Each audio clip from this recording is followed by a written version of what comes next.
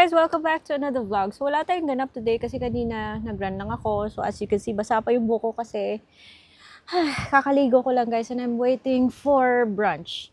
So dahil wala tayong ganap today, wala tayong travel, dito lang tayo sa bahay, gusto ko lang mag-share sa inyo ng isang legit na loan platform. Aha! Utangan yung pag-uusapan natin.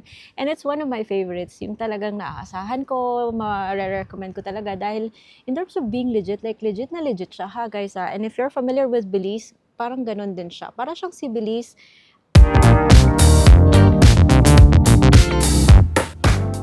Dahil pwede kang mag-cash loan, pwede ka rin mag-QR payments, but unlike Belize, medyo conservative yung loan app na to. But goods pa rin dahil okay pa rin yung rate niya ha. Anyway, so anong meron? Anong pangalan ng loan app? And that is Kredivo. Kredivo is a platform na pwedeng Google Play Store, pwedeng iOS. O, diba? At least inclusive siya. And you can borrow up to 30,000 pesos sa loan app na to. And you just need one valid ID. The valid ID sa tanggap niya are here. Pwede pala siyang tumanggap ng electronic version ng national ID mo. O, diba? Goods din. Konti lang yung IDs na tinatanggap niya. So, and you have to be in the Philippines at the time na nag-apply ka sa platform na to. So, it's SEC registered, reporting to CIC. Everything that you need para ma-classify siya is legit is meron si Kredivo. Pwedeng 18 to 60 years old. So kahit na student ka pa, basta may ma-present ka lang proof of income, pwede ka mag-apply dito kay Kredivo. And like I said kanina, medyo conservative siya. Kasi even if sinasabi niyang up to 30,000 pesos, yung pwede niyang pa-credit limit sa'yo, kung ano mo yung ma-provide niya sa'yo as credit limit, you're gonna be stuck with that for a while. Kasi hindi po siya basta-basta nagpapa-increase. Because yun nga, medyo conservative siya, yung concern ni Kredivo is they want yung talagang quality borrowers na to minimize risks of bad debts, yung gano'n. They want good players, by the way. So that's why it's not as aggressive as Belize. Even if meron siyang cash loan, okay, hindi po lahat pwede mong i-cash loan. You can only tama ba yun?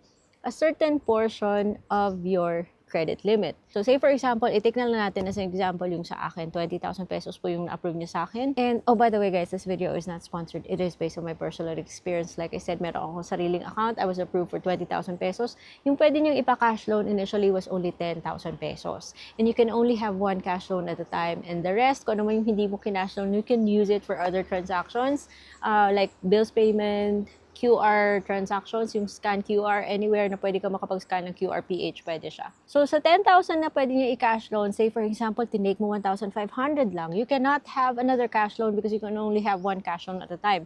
Meaning, kailangan mo talagang tapusin yung 1,500 na yan. And it's okay na rin kasi sa 1,500, in 3 months time, yung total na bayaran is 1,700 kasi meron siyang admin fee na 5%. And yung nominal interest rate niya is nasa 2.99. So, kung nag 3 months ka lang sa kanya, your effective interest rate is nasa 7 something. So, 1,007 yung mababayaran mo total sa loob ng 3 months. And that's good enough. Okay na rin yan. Goods na rin yan. Medyo mataas for some people. But kung wala kang credit card, then okay na rin yan, no? It's better than Ola na 30%, 15%. And kung magsi 6 months ka man, medyo mababa yung interest na ifa-follow niya. And kung QR transactions, much less yung rate dahil QR transactions, 1% lang po yung admin fee and 0 interest siya if paid within a month. And yung 30 days niya or yung installment niya starts counting when you took the loan. So for every transaction, kung 8 to 30 days mo, that's 0%. But the interest applies kung ima-monthly mo siya.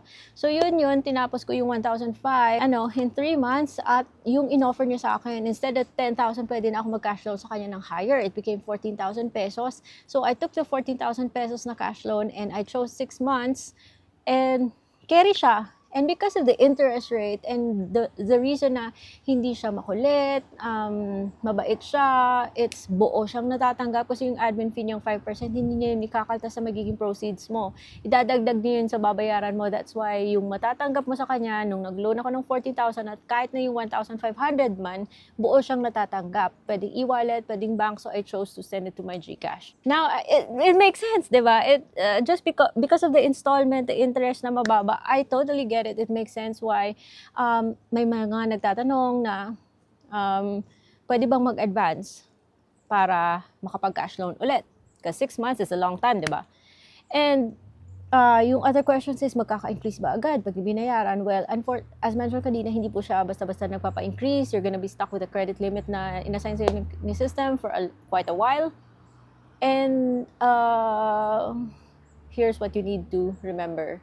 It's not as easy as babayaran mo in advance para magbayad ka ulit. Because after kong mag-cash loan, ginamit ko yung aking credit limit for another transaction na 12 months ko. So, di ba, yung pagbabayad, yung monthly payments mo will depend on when mo siya tinake.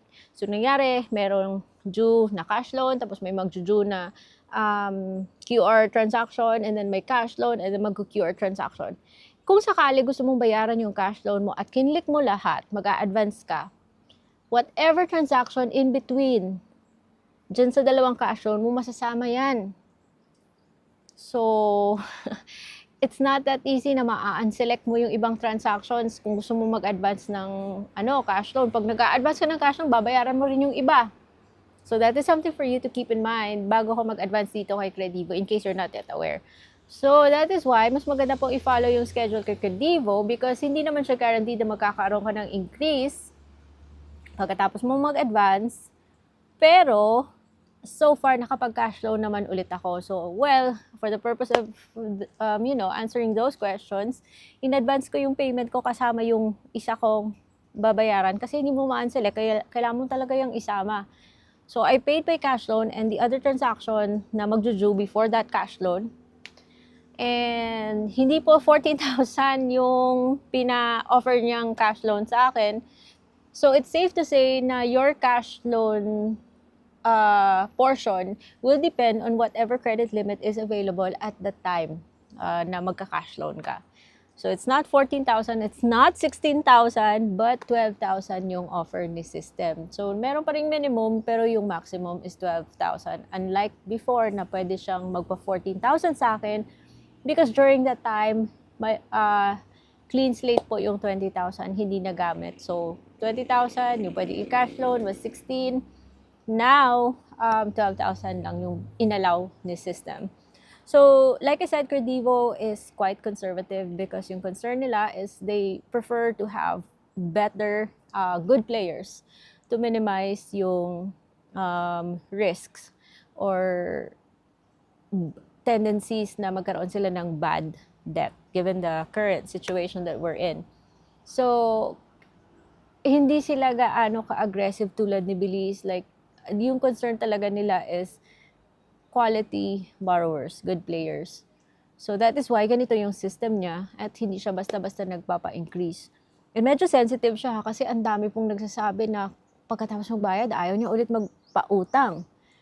Because yun nga, medyo sensitive yung system ni Kredivo na baka itag ka niya as high risk, yun, baka hindi ka muna, i-cool off ka niya at baka hindi ka niya muna pahihiramin.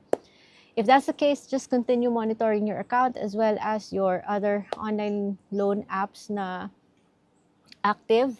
Because Kredivo is also an accessing entity po sa CIC. It's legit, it's CIC accredited. So, meron po siyang, masisili po niya kung ano yung behavior natin with the other lending companies that we have or the other lending apps that we're using. So, I hope you learned something from today's video and I hope we'll have more travel vlogs, more VA or virtual assistant topics. But that's all that I can share for now. I'll see you on another episode.